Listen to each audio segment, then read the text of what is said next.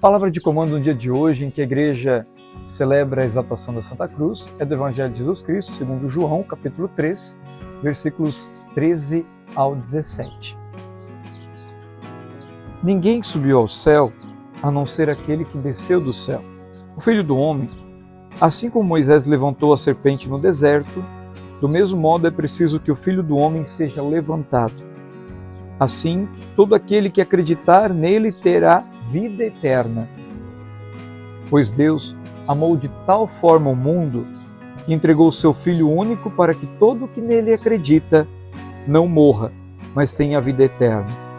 De fato, Deus enviou o seu Filho ao mundo não para condenar o mundo, e sim para que o mundo seja salvo por meio dele.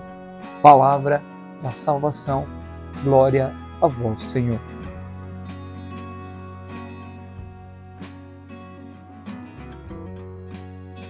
A festa da exaltação da Santa Cruz, em 14 de setembro, ela remonta à instituição, à dedicação de duas grandes basílicas em Jerusalém.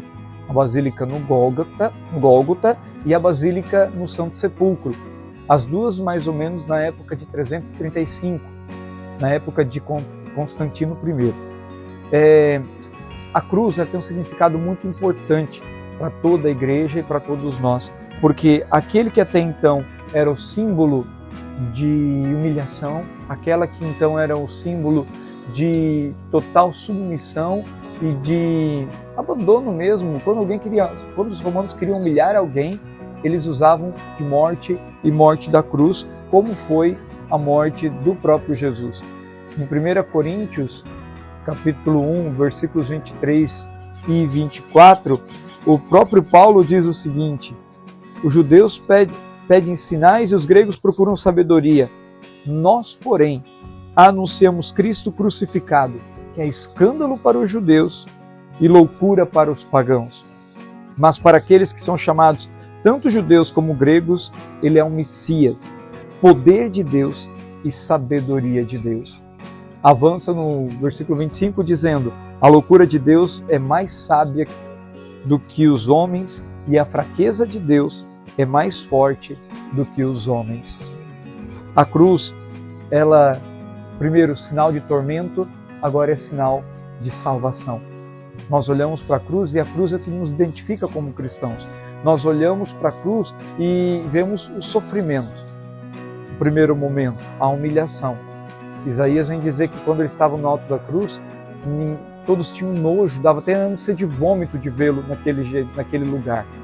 Mas em Deus, todo terror, em Deus, todo sofrimento, em Deus, toda humilhação se transformará em exaltação, em exultação.